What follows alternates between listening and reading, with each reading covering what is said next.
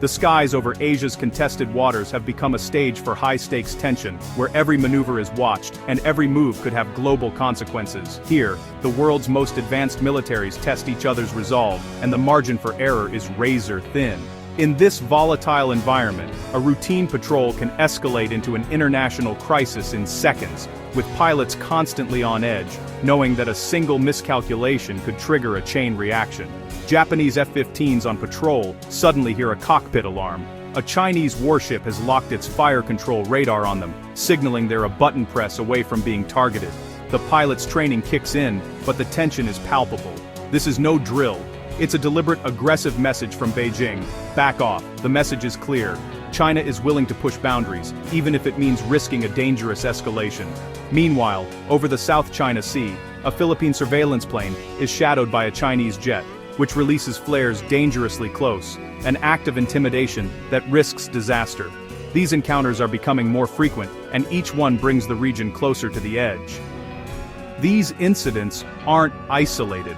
They're part of a calculated escalation by China to assert dominance over disputed maritime territories, challenging the status quo and testing the resolve of its neighbors.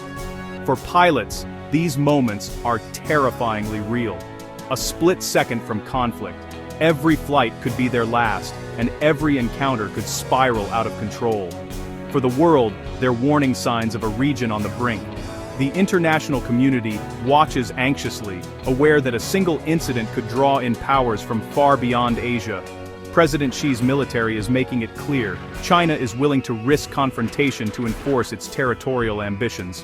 The message is not just for its neighbors but for the world. Japan and the Philippines are no longer passive. They're responding with new alliances and military upgrades, strengthening their defenses and forging partnerships to deter aggression. Preparing for a conflict they hope to avoid, these nations are sending a message of their own. They will not be intimidated. The radar locks and flares are more than military jargon. They're sparks that could ignite a much larger fire, threatening peace and stability far beyond the Asian skies. To understand the stakes in these high-tension encounters, you need to know the language of military confrontation, where every move, every signal, carries weight and consequence. A radar lock isn't just a warning, it's the final step before firing a weapon, painting a target and forcing the pilot into a defensive posture. When a pilot receives a radar lock alert, it means their aircraft is being tracked with deadly precision, and the next move could be life or death.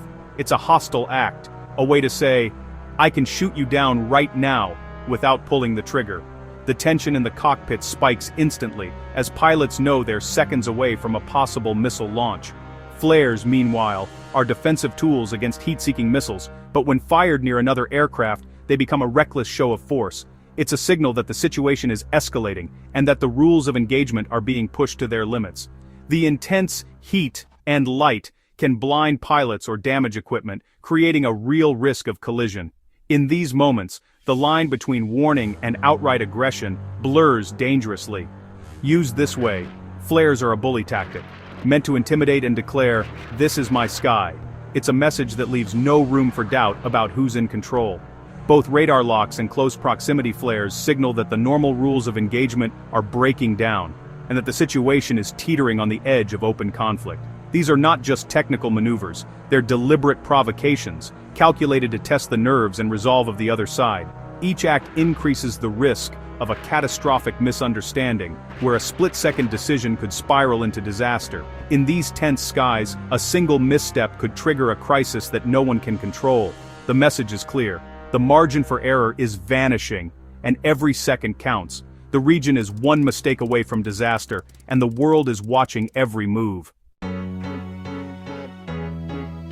Japan and the Philippines are forging a new alliance in response to China's pressure. The Reciprocal Access Agreement, signed in 2024, allows their militaries to train and operate on each other's soil, a game-changer for regional defense. Joint exercises, including trilateral drills with the US, send a clear message. China's actions are uniting its neighbors. Japanese and American warships now sail alongside Philippine vessels in contested waters, signaling a united front.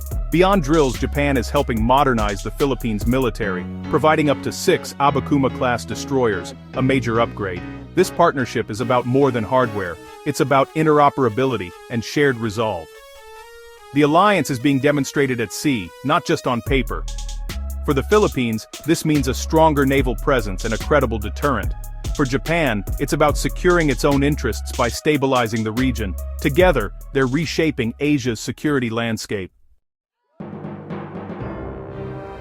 Japan is breaking with decades of pacifism by preparing to sell the Philippines its advanced Chu-Sam missile system. This is a historic shift. Japan is stepping up as a regional defense supplier, driven by the urgent need to counter shared threats. The Chu-Sam system would give the Philippines a much-needed air defense shield, making surprise attacks far more difficult. For Manila, it's a quantum leap in capability. For Tokyo, it's a bold new role. China, unsurprisingly, is furious, seeing the deal as a direct challenge and a dangerous escalation. Beijing warns of an arms race, accusing Japan of arming a rival and undermining stability.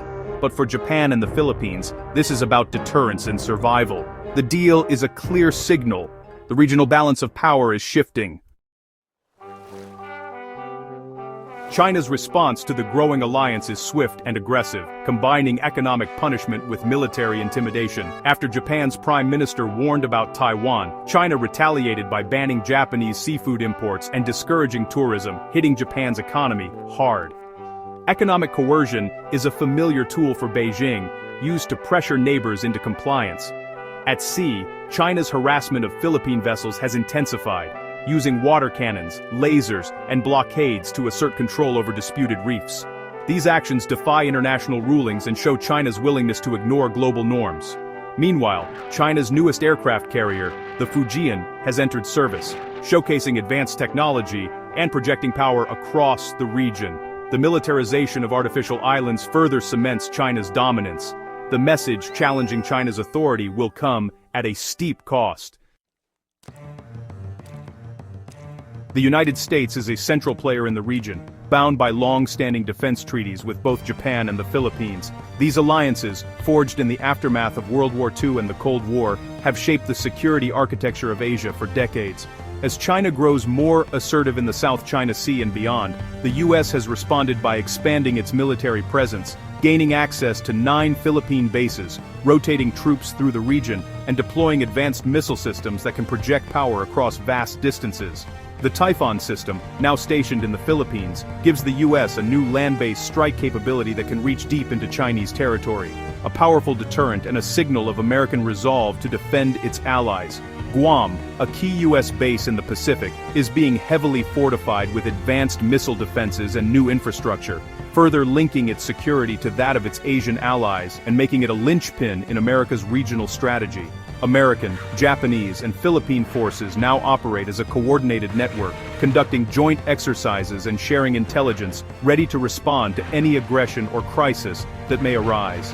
This web of alliances is designed to deter China by raising the cost of conflict, making any potential move by Beijing riskier and more complicated. But U.S. involvement also fuels Beijing's narrative of encirclement and containment, stoking nationalist sentiment and hardening China's stance. China claims the U.S. is the real source of instability in the region, accusing Washington of using its allies as pawns in a broader strategy to limit China's rise and influence.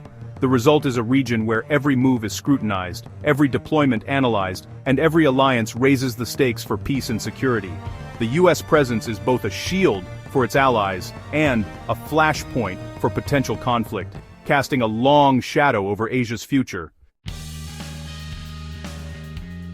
Asia stands on a knife's edge, with nationalism, territorial disputes, and military buildups creating the most precarious security environment in decades. A conflict here would disrupt global trade and involve the world's largest economies. China's missile arsenal is vast, and while new defenses help, experts warn they can be overwhelmed in a large-scale attack.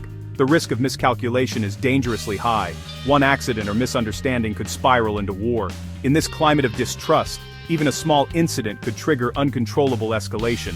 The alliances being built are meant to deter aggression, but they also raise the potential cost of war. As each side arms itself for peace, the destructive potential of conflict grows. The region holds its breath, hoping deterrence will hold. The line between a warning shot and the first shot of war is growing terrifyingly thin.